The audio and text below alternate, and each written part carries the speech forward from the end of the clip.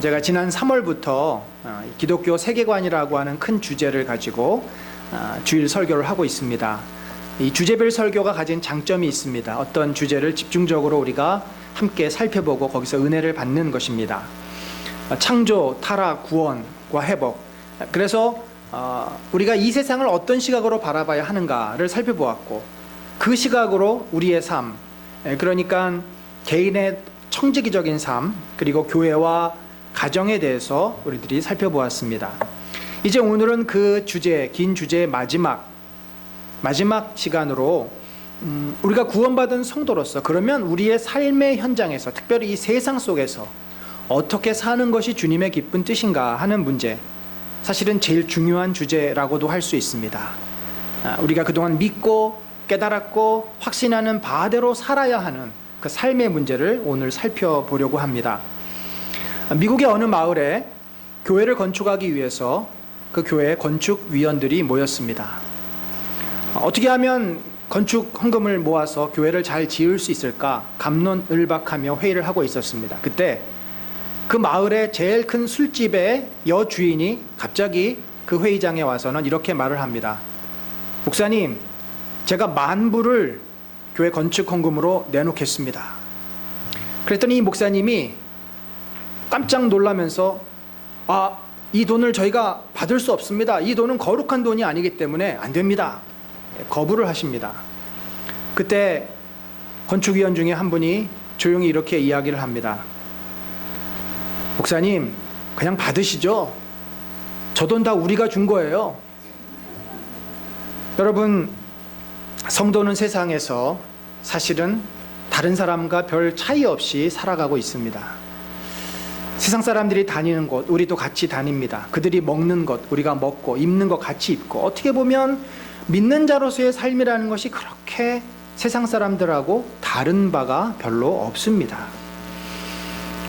분명 성경은 세상을 부정적으로 묘사하지만 또 긍정적으로도 묘사합니다. 과연 우리가 어떻게 사는 것이 이 세상에서 정말 하나님이 기뻐하시는 성도의 삶일 수 있을까? 우리가 고민을 해야 하는 그런 문제입니다. 세상에 대한 이 기독교적인 시각을 보면은 두 가지 측면이 다 있죠. 원래 하나님이 세상을 창조하셨을 때, 창조 때는 이 세상을 정복하고 다스리고 번성하도록 우리에게 축복을 주셨습니다. 문화 명령을 주신 거죠. 복을 주셨어요. 그리고 생육하고 번성하여 땅에 충만하라. 땅을 정복하라. 바다의 물고기와 하늘의 새와 땅에 움직이는 모든 생물을 다스리라. 그래서 문명을 이루고 이곳에서 발전하고 그렇게 온 세상에서 퍼져서 하나님이 기뻐하시는 그런 삶을 살도록 주님이 축복하신 것입니다. 이건 축복이에요. 인생은 축복입니다. 삶은 축복이에요. 그런데 인간이 하나님의 자리를 탐하다가 그 한계를 넘어서서 하나님처럼 되고 싶은 욕망으로 죄를 범합니다. 결국 타락하여서 에덴 동산에서 쫓겨나고 유리방황하는, 땅은 독초가 피어나고 세상은 죄로 오염된 그런 아주 척박한 환경에서 인간은 생존과 이제 그 죄와 싸워야 되는 비참한 신세가 됩니다. 가인은 아벨을 죽이고 두려움 속에서 살았습니다. 두려움을 느꼈기 때문에 자신을 보호하기 위해서 그가 무엇을 했습니까? 성을 쌓았습니다. 여러분, 도시라고 하는 것은 인간이 이 척박한 자연과 대항해서 생존하기 위해서 스스로를 보호하면서 생긴 것이 바로 도시라는 거죠. 성이라는 것입니다. 그런데 이 성은 그만 타락의 온상이 됩니다. 바로 그것이 소돔과 고모라죠. 성 안에는 온갖 죄악과 부패가 만연되기 시작합니다. 인류의 역사를 보면은 그것이 얼마나 정확한지는 우리는 알게 됩니다. 인류의 역사는 전쟁의 역사입니다.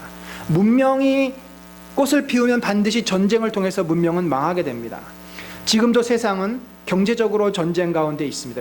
외교상으로 전쟁을 합니다. 무역 전쟁을 벌이고 있습니다. 미국은 중국과 패권을 놓고 전쟁 가운데 있고, 유럽은 영국과 유럽 연합이 갈등을 하고 있습니다. 한 나라 안에는 계급 갈등이 있고 빈부차가 있고 환경 문제, 인권 문제, 온갖 문제로 몸살을 앓고 있습니다. 이 세상은 특별히 모든 제도가 잘 갖추어진 선진국일수록 겉으로는 평온하고 겉으로는 화려하고 겉으로는 모든 것이 다 갖추어진 것 같습니다. 그러나 안으로 들어가 보면 그 안에는 온갖 더러운 것과 죄악이 가득 찬 것을 봅니다. 최근에 이 사회에서 일어났던 연예인 승리 씨의 일이나 또 대한항공 조 회장 자녀들의 이 재벌가의 문제들을 보면은 그 화려함 속에 얼마나 추하고 악한 것들이 있는지를 우리는 알게 됩니다. 여러분, 사실 우리가 이런 세상 속에 살고 있어요. 그러니까 이런 죄가 많은 세상 속에 살고 있기 때문에 우리도 굉장히 힘듭니다. 죄의 유혹도 당하고 죄의 강요를 받기도 하고, 때는 그 죄 때문에 우리가 피해자가 돼서 고통을 당하기도 합니다. 그러니까 성도로서 이 죄 많은 세상에서 산다는 것은 참 어려운 일입니다. 아브라함은 이 소돔과 고모라 땅을 가지 않고 척박한 땅을 갔기 때문에 죄의 고통을 직접 경험할 필요가 없었지만, 아브라함의 조카 롯은 그 기름지고 물이 많은 좋은 땅, 그래서 사람들이 다 모이는 땅에 들어갔다가 모든 것을 잃어버리고 정말 하나님에 대한 신앙도 잃어버리는 그런 참 불행을 겪지 않습니까? 성경은 그래서 우리가 이 죄가 가득한 세상 속에 살지만 너희가 죄에 져서 더 이상 죄의 종이 되지 마라, 바울이 얘기하지 않습니까? 로마서에서 우리가 누구든지 그것에 굴복하면 종이 되는 거다, 죄에 굴복하면 죄의 종이 된다, 너희가 그동안은 죄의 종으로 살지 않았느냐, 이제는 죄의 종에서 벗어나서 의의 종이 되라, 의를 위해서 살아라. 여러분, 죄를 믿음으로 의로 이기라고 우리에게 권면을 합니다. 기독교는 전통적으로 세상을 이기는 종교입니다. 세상을 피해서 산속으로 굴속으로 숨는 종교가 아닙니다. 물론 어려운 시대, 기독교를 핍박하는 시대에는 그렇게 굴속으로 숨을 수밖에 없었습니다. 그러나 지금은 그런 시대가 아닙니다. 평온의 때입니다. 세상에 나가서 세상을 정복하고 세상을 이기고 세상을 다스리도록 우리를 부르셨습니다. 그래서 교회는 세상 속에 있는 것이고 주택가에 있는 것이고 우리 이 삶 속에 교회가 세워집니다. 그런데 왜 하나님은 우리에게 이 세상을 정복하고 이기도록 명령을 하셨을까요? 여전히 세상은 사탄의 영향력 속에 놓여 있습니다. 예수님이 십자가에서 사단을 이기셨지만 여전히 사단은 지금 활동을 하고 있습니다. 하나님은 이 세상 속에 있는 많은 죄들이 사라지고 사탄의 영향에서 벗어나 하나님을 고백하고 인정하는 하나님의 나라로 변화되기를 원하고 계십니다. 하나님은 여전히 이 세상에 대해서 관심이 너무 많으세요. 아직도 하나님은 구원받아야 될 영혼에 대해서 안타까운 마음으로 이 세상을 돌아보고 계십니다.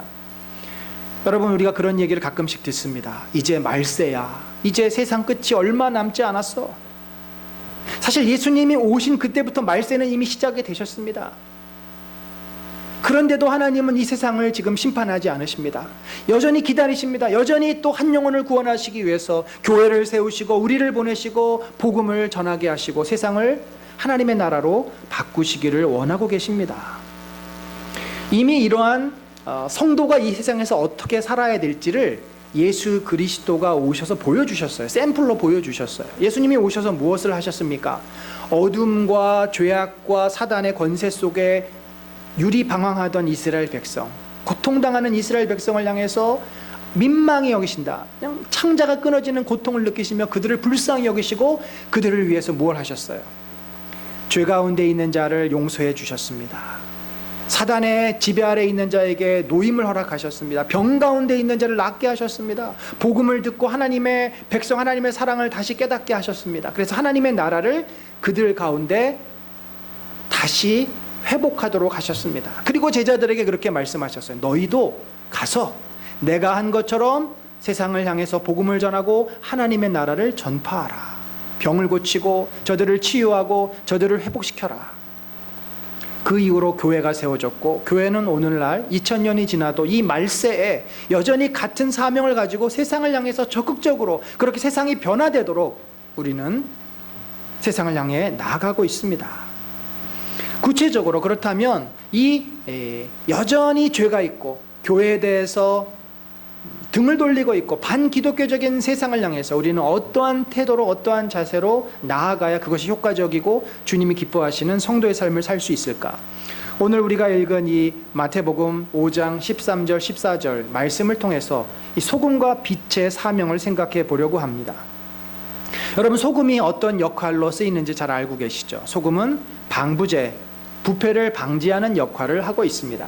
그러니까 예수님이 두 가지 역할을 말씀하실 때 하나는 소극적인 의미에서 죄를 억제하고 죄를 막아내는 그런 의미에서의 이 소금의 역할을 말씀을 하셨고, 빛은 어두움을 몰아냅니다. 아무리 작은 담뱃불이라도 빛이 있으면 멀리서부터 보이고 그 어두움이 사라집니다. 적극적으로 세상을 변화시키는 그 능력에 대해서 빛으로 설명을 하십니다. 성경에 이 소금에 대한 말씀이 몇 곳 나오는데, 이 출애굽기에 보면은 이런 표현이 있습니다. 그것으로 향을 만들되, 향을 지금 제조하는 제조법을 말합니다. 향 만드는 법대로 만들고 그것에 소금을 쳐서 성결하게 하라. 그러니까 여러 향들이 들어가죠. 유향도 들어가고 여러 향이 들어갑니다. 근데 마지막에 이 향을 하나님의 제단에 피우기 위해서 마지막에 그것을 성결하게 만드는 것이 뭐냐면 소금이라는 거죠. 또 이제 엘리사가 물이 마실 수 없는 물, 여러 가지 독성분이 있어서 마실 수 없는 물을 이제 마실 수 있는 물로 바꾸는 기적을 행할 때 무엇을 했냐면 소금을 그 가운데 던졌다. 그랬더니 이 물이 고쳐져서 더 이상 죽음이나 토산물이 있지 못하는 이 죽음의 물이 아니라 생명의 물이 됩니다. 자, 이러한 그 내용들을 우리가 볼 때 소금은 어떤 역할을 합니까? 더러운 것을 맑게 하고 깨끗하게 만드는 정화의 역할, 부패를 방지하고 거룩하게 하는 그런 역할을 소금이 감당한다는 거죠. 하나님께서 우리에게 주신 이미지는 분명합니다. 우리가 세상에서 소금의 역할을 하면은 정말 냄새가 나고 더럽고 악했는데, 우리가 소금의 역할을 하면은 그 냄새가 멈춰지는 거죠. 그 부패가 중단되는 겁니다. 그리고 처음부터 우리가 부패를 막을 수 있도록 소금의 역할을 하면 아예 냄새가 안 나겠죠. 우리가 성도가 소금의 역할을 하면은 이 세상은 타락하는 것이 멈춰지게 된다는 말씀입니다.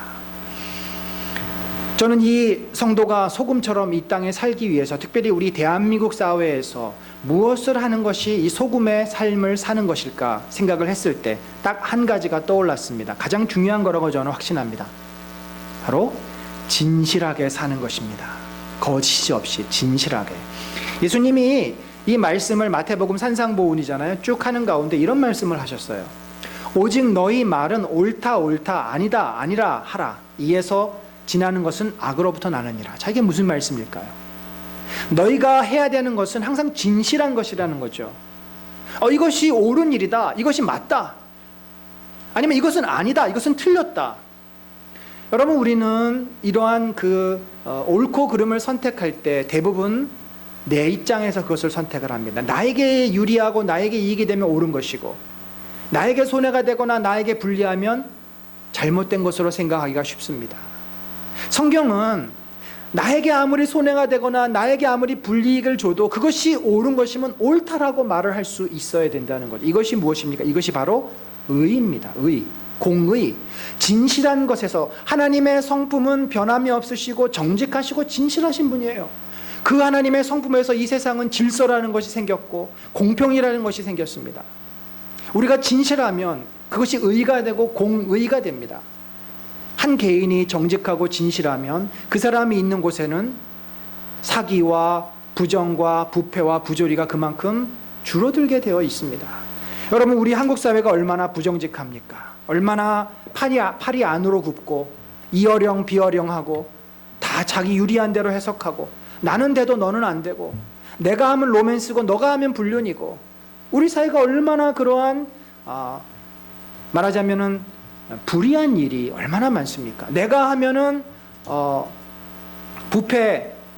부패를 이제 척결하는 거고, 너가 하면은 그건 핍박이고. 여러분, 우리 사회에 정말 필요한 것이 진실함이고 정직함입니다. 근데 우리가 이 진실하고 정직하려면 사실 무엇이 있어야 되냐면 믿음이 있어야 돼. 하나님에 대한 믿음이 있어야 돼. 우리가 왜 진실하고 정직하지 못하냐면, 아무리 내가 진실하고 정직해도 모두 아니라 그러면 나 혼자만 억울하게 되는 거잖아요. 세상 사람들은 그래서 진실할 수가 없어요. 남들도 다 하는데 내가 미쳤어? 내가 약 먹었어? 왜 나만 손해봐야 돼? 남들도 다 탈세하고 남들도 다 저렇게 하는데, 남들도 다 이중계약 쓰는데 왜 나만 이래야 돼? 그런데 우리는 남들에 의해서 우리의 삶이 평가를 받거나 영향을 받는 게 아니라 하나님이 우리 위에 계시기 때문에. 하나님은 아시지. 하나님은 우리의 모든 것을 아시잖아. 하나님은 나를 변호해 주시는 분이고 하나님은 나를 대변해 주시는 분이잖아. 그러니까 우리가 항상 하나님 앞에서 내가 진실하다면 세상 앞에서도 우리는 진실할 수 있습니다.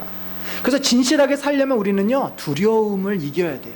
두려움을 이길 수 있는 것은 하나님에 대한 사랑, 하나님에 대한 믿음이에요. 정직하게 내가 행동해서 설령 불이익을 보더라도, 손해를 보더라도 하나님은 반드시 그것을 책임져 주신다는 그 믿음이 우리에게 있어야 합니다. 시편, 다윗은 이런 고백을 해요. 우리 참 중요한 말씀이에요. 정말 이 말씀은 중요한 말씀입니다. 우리가 이 믿음이 있으면요, 세상을 이기게 됩니다. 우리 한번 같이 고백해 봅니다. 시작.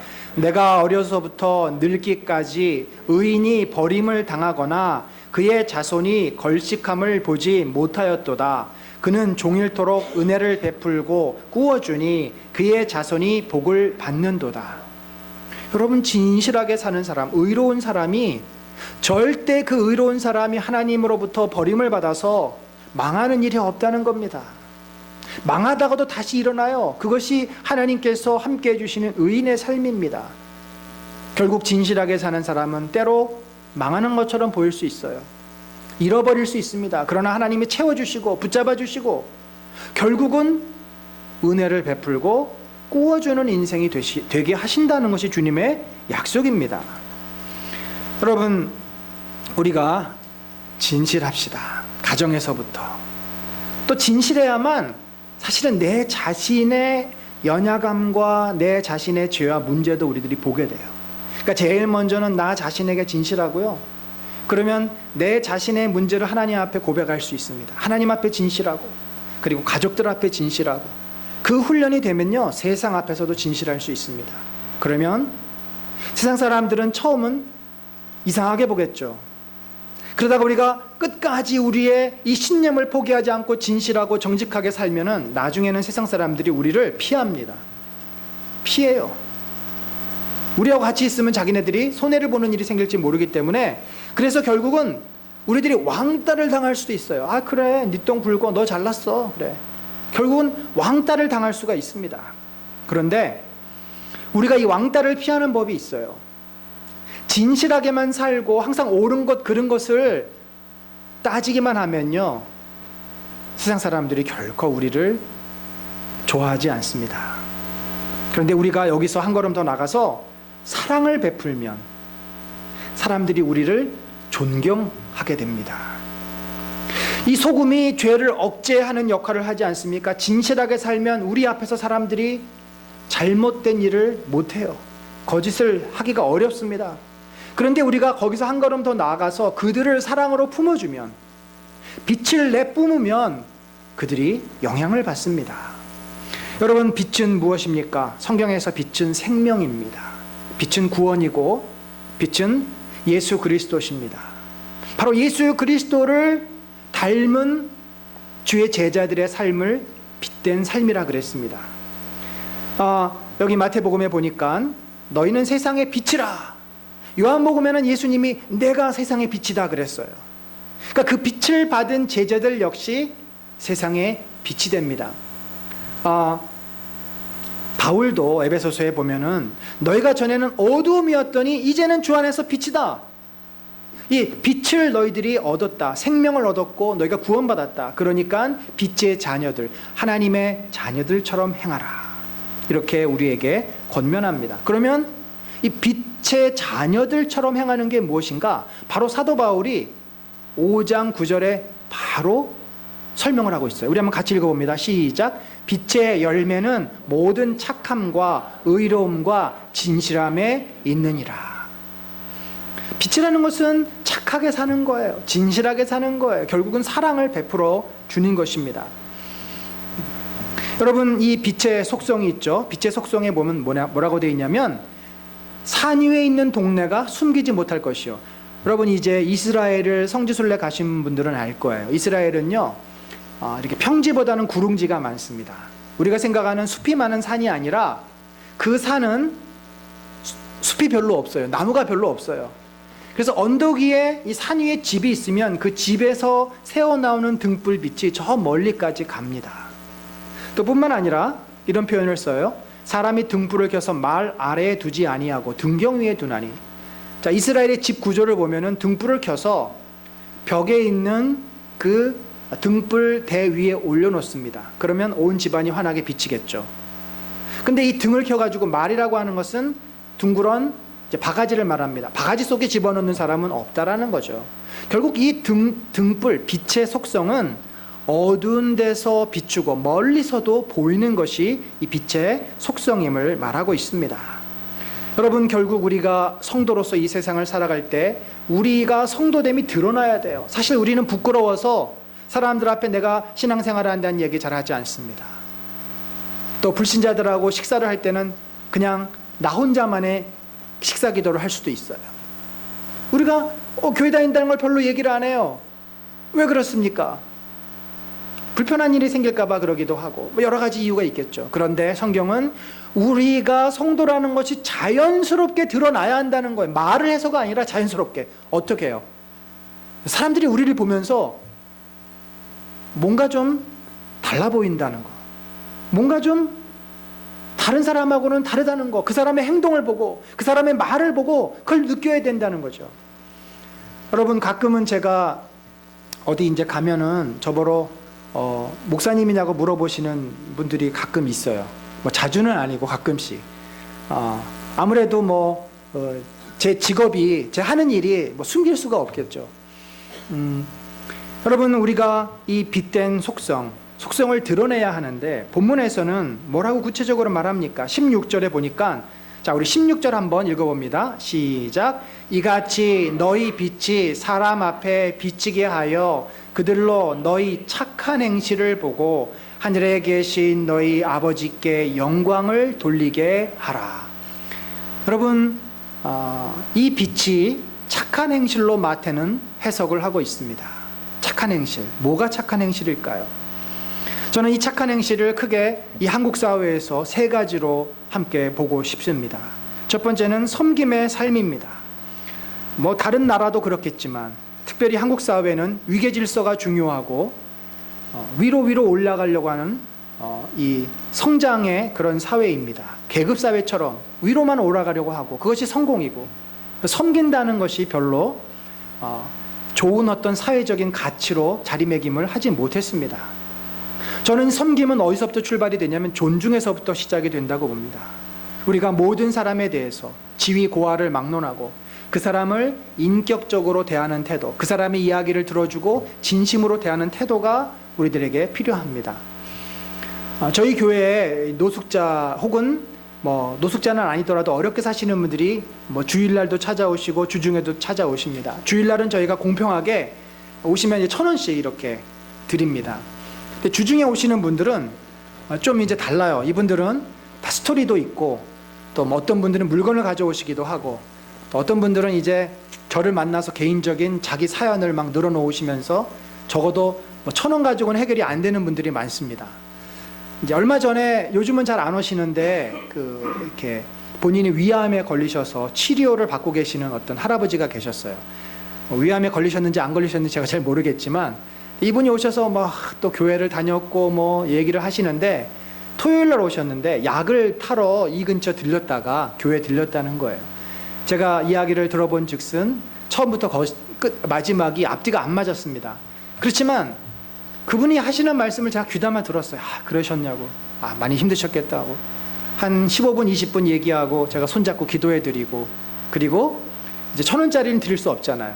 그래서 좀 더 큰 걸로 그렇게 드린 일이 있는데, 우리가 누구를 대하든지 그분을 좀 진심으로 대하는 태도, 그것이 훈련이 안 되면 나도 모르게 이게 어려워져요. 낯선 사람에게 그런 진심의 태도를 대한다는 것은 쉽지가 않습니다. 여러분, 우리는 항상 편한 사람에게도 배려의 마음이 있어야 합니다. 상대방을 의식하고 배려해서 주차할 때부터, 주차도 그렇고 모든 것이 다른 사람을 의식하고 배려하는 태도, 그것이 우리들에게 몸에 배워야 합니다. 이게 섬김의 삶이에요. 여러분, 우리 주변에는 모두 다 자기가 편한 대로, 자기 유익한 대로 사는 사람 천지입니다. 그럴 때 우리는 마음의 여유를 가지고 그들을 향해서 양보도 하고 배려도 하고 혹시 그들에게 도움이 필요하면 도움을 주고 그렇게 베푸는 삶, 섬기는 삶을 살 때 사람들은 우리에게서 무엇을 보겠습니까? 빛을 보는 거예요. 사람들은 우리에게서 예수님의 흔적을 보는 겁니다. 사람들은 우리에게서 예수 그리스도의 모습을 느끼는 겁니다. 저는 그렇게 우리들의 삶이 작은 데서부터 변화되어지기를 간절히 소망합니다. 두 번째, 이 착한 삶이 무엇일까 생각해 봤을 때 역시 우리 사회에서 가장 안 되고 있는 부분 중에 하나, 바로 구제의 문제입니다. 제가 이 구제의 문제를 생각하면서 중간에 주중에 아주 좋은 글을 읽었습니다. 바로 노블레스 오블리주라고 하는 그런 글인데 우리 조홍민 집사님이 주간경향 편집장으로 있는 거 아시죠? 우리 조홍민 집사님이 6월 3일자에 쓰신 글이에요. 제가 참 읽고 감명을 받았고 다른 몇 글도 읽었는데 참 귀한 정보와 또 인사이트들을 얻을 수 있었습니다. 여러분들도 그 주간경향 들어가시면 우리 조 집사님이 일주일에 한 편씩 글을 쓰세요.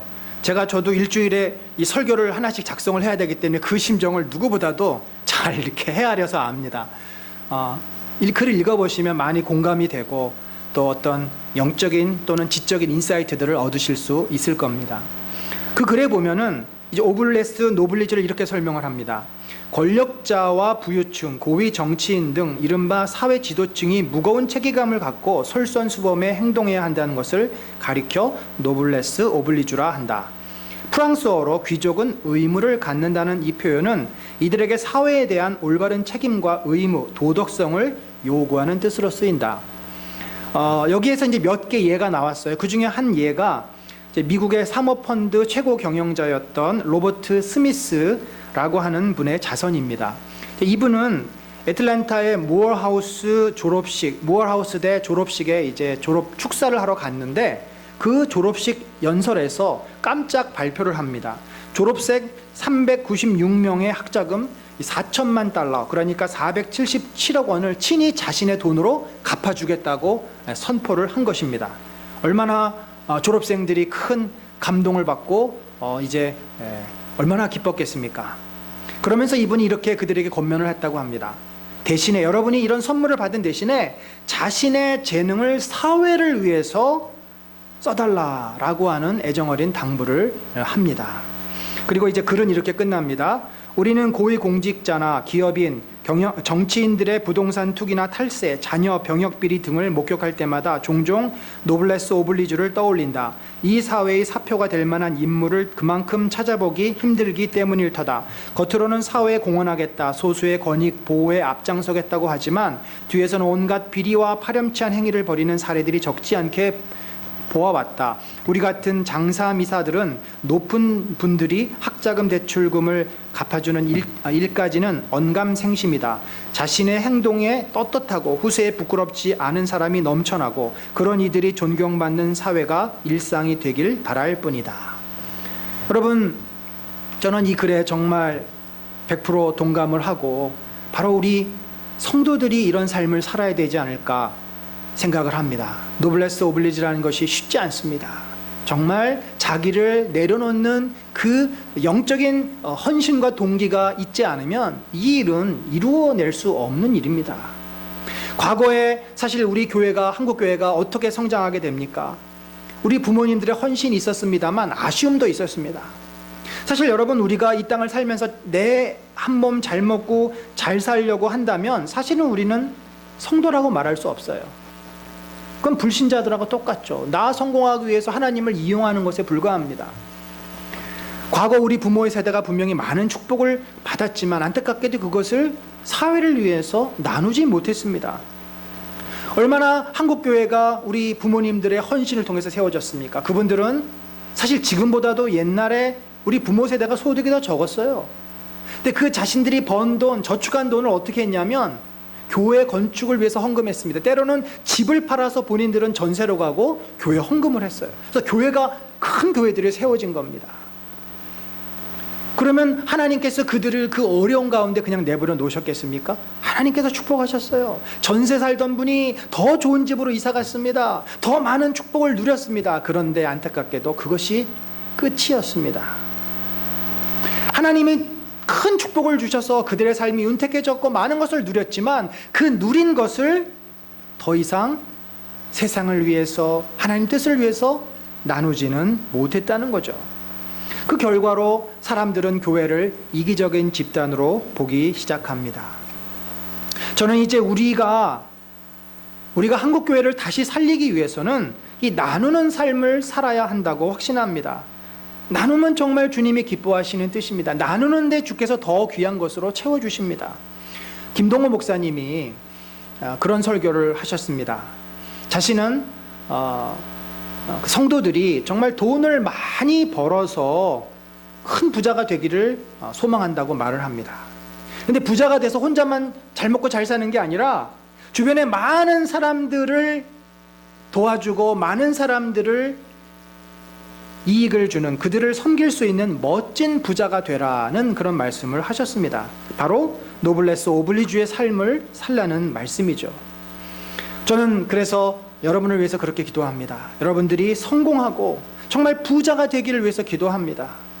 그래서 하나님께서 여러분에게 축복하시고 주신 그 돈과 힘과 그 능력으로 세상을 섬기고 나누는 삶을 사는 귀한 성도들이 되기를 기도하고 있습니다. 여러분들을 통해서 복지재단이 세워지고 장학재단이 세워지고 정말 하나님의 영광을 드러내는 삶을 살기를 원합니다. 제가 개인적으로 아는 그 장로님도 평생 이제 훌륭하게 경영인으로 사시다가 은퇴하신 다음에 본인이 있는 재산을 모아서 장학재단을 만드셨어요. 그래서 저희 아이들도 그 혜택을 받았습니다. 얼마나 많은 사람들이 그분의 그 숨은 그 수고와 헌신으로 많은 기쁨을 누리고 복을 얻고 있습니까? 사랑하는 성도 여러분, 하나님께서 우리에게 주신 축복이 있습니다. 귀한 것이 있습니다. 그리고 앞으로도 우리를 축복하시고 귀한 것을 주실 것입니다. 우리가 그것을 가지고 내 주변에 필요한 자들에게 나누는 섬김과 구제의 삶을 사시기를 축원합니다. 이기심과 욕망과 어두움을 몰아내는 빛된 삶. 이 세상은 많은 사람들이 자신을 위해서 다 쓰지도 않고 그저 쌓아만 놓고, 왜냐하면 그것이 힘이기 때문에, 하나님을 믿는 게 아니라 돈을 믿기 때문에 쌓아놔야 돼요. 그러다가 연기처럼 사라지고 마는 헛된 삶을 삽니다. 우리는 이기심과 욕망과 그 어두움을 몰아내는 빛된 삶을 삶으로써 하나님이 우리를 통해서 이 세상에 빛을 드러내는 축복 주시기를 간절히 축원합니다.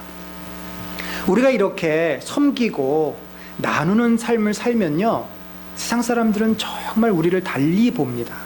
존경합니다. 진심으로 존경해요. 왜냐하면 자기들은 그렇게 할 수 없기 때문에. 그리고 우리가 하는 말에 귀를 기울입니다. 우리가 세상 사람들하고 똑같이 살면서 야 교회 가자, 너 예수 믿어봐 이렇게 얘기를 하니까 그 사람들이 귀를 닫는 거예요. 우리가 이렇게 진심으로 예수님의 모습을 닮으려고 노력하는 가운데 내 주변 사람들에게 예수에 대해서 얘기하고, 나의 신앙에 대해서 얘기하고, 나의 변화에 대해서 얘기하고, 내 인생에 대해서 얘기하고, 삶의 가치에 대해서 얘기하면 그들이 귀를 열고 듣는다는 거죠. 그래서 이 빛된 삶의 세 번째를 저는 전도로 보았습니다. 이 빛된 삶에 대해서 다니엘서가 또 이렇게 설명을 합니다. 우리 같이 한번 읽어봅니다. 시작. 지혜 있는 자는 궁창의 빛과 같이 빛날 것이요 많은 사람을 옳은 대로 돌아오게 하는 자는 별과 같이 영원토록 비추리라. 여러분, 우리가 예수님의 모습으로 그들에게 다가서면 반드시 그들이 영향을 받습니다. 왜냐하면 그것이 진리이기 때문에 그렇습니다. 복음은 진리이기 때문에 그들이 거부하지 못합니다. 거기에는 생명이 있고 사랑이 있기 때문에 세상 사람들은 처음에는 안 봐요. 보려고 하지 않습니다. 그러다가 우리의 빛된 모습을 보면서, 우리가 소금의 삶을 사는 걸 보면서 사람들은 관심을 갖고 눈을 열고 마음을 열어서 봅니다. 보니까 거기 뭐가 있어요? 진리가 있는 겁니다. 생명이 있는 겁니다. 그래서 주님 앞으로 돌아오게 되는 줄로 믿습니다. 사랑하는 성도 여러분, 우리는 세상의 거대한 악 속에서 살고 있습니다. 이 대한민국 서울이라고 하는 도시 안에 수많은 악이 있고 죄가 있습니다. 우리는 매일매일 죄와 부딪히고 죄와 싸워야 하고 때로는 죄에 넘어지기도 합니다. 사실 우리가 이 거대한 죄의 세력, 악의 세력, 사단의 세력을 우리가 이길 수 없어요. 이것은 하나님이 심판하실 것입니다. 그러면 우리는 무엇을 해야 합니까? 우리는 죄 가운데 살지만 그 속에서 죄가 더 이상 번지지 않도록 부패를 막는 소금의 삶, 그리고 어두움이 가득 찬 그곳에 생명의 빛이 비춰지고 그 빛을 본 사람들이 어두움의 삶에서 벗어나서 생명의 빛으로 나오는 빛된 삶을 살도록 주님이 우리를 초대하셨습니다. 사랑하는 성도 여러분, 이 삶은 어렵지만 복잡하거나 우리가 이해하지 못하는 삶이 아닙니다. 단순하고 분명하고 그리고 확신에 찬 삶입니다. 우리가 선하게 살면 됩니다. 다른 사람을 배려하고 섬기면 되고요. 우리가 있는 것 내가 붙잡고 나 혼자 위해서 쌓아놓지 않고 나누면 되는 삶입니다. 우리가 그렇게 세상 사람들에게 예수님의 모습으로 다가서면 세상 사람들이 우리를 통해 주님을 만나게 될 것입니다. 그러면 주님이 얼마나 기뻐하시겠습니까? 얼마나 우리를 존귀한 주의 자녀로 세우시고 우리를 사랑하시고 우리를 더 큰 복과 영광의 자리로 우리를 이끌어 가시겠습니까? 간절히 바랍니다. 우리 은혜 나는 공동체가 큰 교회도 아니고 요란한 교회도 아니고 세상 사람들에게 주목을 받는 교회도 아닙니다. 그저 이 삼전동 지역의 골목에 있는 자그마한 교회에 불과합니다. 그러나 저는 소망이 있습니다. 왜냐하면 하나님께서 여러분 한 분 한 분을 만지고 계시고 여러분 한 분 한 분을 통해서 하나님이 예수 그리스도의 제자로 만들어가는 것을 제가 확신하기 때문입니다. 우리가 그 믿음과 부르심 따라서 빛된 삶, 소금의 삶을 살면 우리가 정말 일당백의 삶을 살 것입니다. 우리 한 사람을 통해서 이 사회가 달라지고 우리의 가정이 달라지고 내 주변이 달라지는, 그래서 하나님이 영광을 받으시는 놀라운 일들이 저 여러분의 삶 속에 넘쳐나기를 우리 구주 예수 그리스도의 이름으로 간절히 축원합니다. 우리 이 시간에 같이 기도하겠습니다. 우리 기도할 때 주님, 우리가 세상에 죄 가운데 살지만 죄를 이기는 주님의 자녀로 살게 하여 주옵소서. 죄에 빠지지 않게 하시고 죄를 넉넉히 이길 수 있도록 성령의 은혜를 주시고 믿음을 주시옵소서. 뿐만 아니라 죄를 멈추게 할 수 있는 소금의 삶을 살게 하시고 죄 가운데 있는 사람들을 빛으로 인도할 수 있도록 빛된 삶도 살게 하여 주옵소서. 주여, 나를 도우소서. 나를 그렇게 예수처럼 바울처럼 살게 하여 주옵소서. 우리 같이 기도하겠습니다. 하나님 아버지.